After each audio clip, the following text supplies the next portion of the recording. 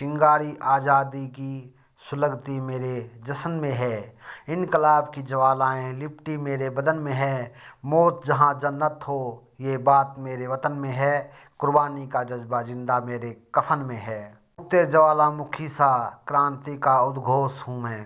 कोस जख्मों का लगे इतिहास के जो वक्स पर है। चीखते प्रतिरोध का जलता हुआ आक्रोश हूँ मैं। दुश्मन की गोलियों का सामना हम करेंगे। दुश्मन की गोलियों का सामना हम करेंगे।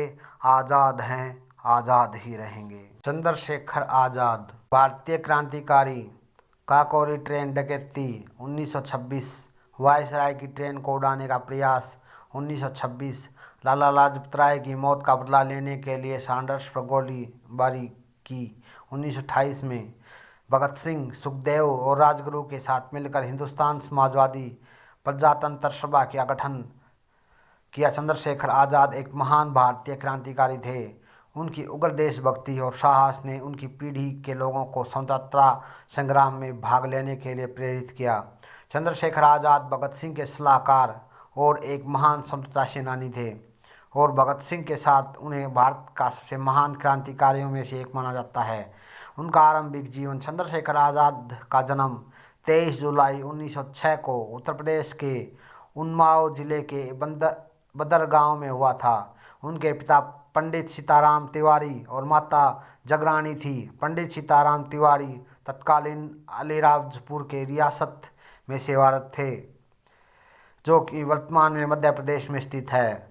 और चंद्रशेखर आज़ाद का बचपन भावरा गांव में बीता। उनकी माता जगरानी देवी की जिद के कारण चंद्रशेखर आज़ाद को काशी विद्यापीठ में संस्कृत अध्ययन करने तो बनारस भेज जाना पड़ा।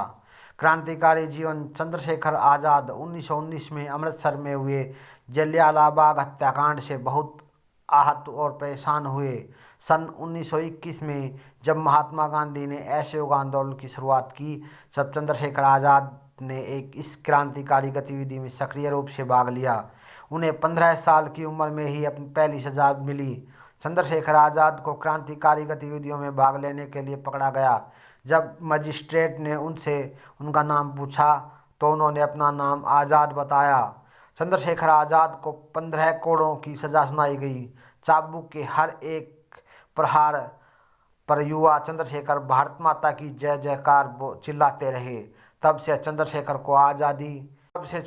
को आज़ाद की उपाधि प्राप्त हुई और वह आज़ाद के नाम से मशहूर हो गए। स्वतंत्रता आंदोलन में कार्यरत चंद्रशेखर आज़ाद ने कसम खाई थी कि वह ब्रिटिश सरकार के हाथों कभी गिरफ्तार नहीं होंगे और आज़ादी की मौत मरेंगे। असहयोग आंदोलन के स्थगित होने के बाद चंद्रशेखर आज़ाद और अधिक आक्रामक क्रांतिकारी आदेशों की ओर आकर्षित हुए। उन्होंने किसी भी कीमत पर देश को आज़ादी दिलाने के लिए खुद को प्रतिबद्ध किया। चंद्रशेखर आज़ाद ने अपने सहयोगियों के साथ मिलकर ऐसे ब्रिटिश अधिकारियों को निशाना बनाया जो सामान्य लोगों और स्वतंत्रता सेनानियों के विरुद्ध दमनकारी नीतियों के लिए जाने जाते थे। चंद्रशेखर आज़ाद काकोरी ट्रेन डकैती 1926 में, वायसराय की ट्रेन को उड़ाने का प्रयास 1926 में और लाहौर में लाला लाजपत राय की मौत का बदला लेने के लिए सैंडर्स को गोली मारी 1928 में जैसी घटनाओं में शामिल थे। चंद्रशेखर आज़ाद ने भगत सिंह और दूसरे देशभक्तों जैसे सुखदेव और राजगुरु के साथ मिलकर हिंदुस्तान समाजवादी प्रजातंत्र सभा का गठन किया। इसका उद्देश्य भारत की आज़ादी के साथ भारत के भविष्य की प्रगति के लिए समाजवादी सिद्धांतों को लागू करना था। मौत अपनी क्रांतिकारी गतिविधियों से चंद्रशेखर आज़ाद ब्रिटिश पुलिस के लिए एक दहशत बन चुके थे।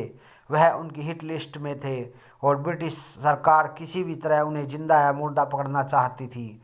27 फरवरी 1931 को चंद्रशेखर आज़ाद इलाहाबाद के अल्फ्रेड पार्क में अपने सहयोगियों से मिलने गए।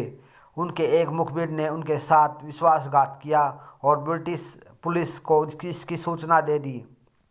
पुलिस ने पार्क को चारों ओर से घेर लिया।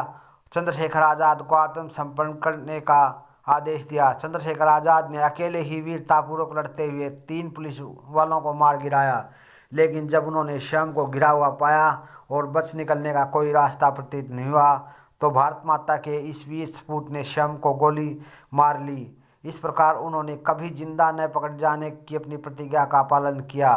उनका नाम देश के बड़े क्रांतिकारियों में शुमार है और उनका सर्वोच्च बलिदान देश के युवाओं के लिए सदैव प्रेरित करता रहेगा। Thanks for watching video. Dhanraj अलाउट यूट्यूब चैनल को अपने फेसबुक ट्विटर अकाउंट पर ज़्यादा से ज़्यादा शेयर करें और सब्सक्राइब करें। सब्सक्राइब के आगे बेल आइकन का बटन ज़रूर दबाएं ताकि हमारे सभी नोटिफिकेशन आप तक पहुंच सके। Thank you.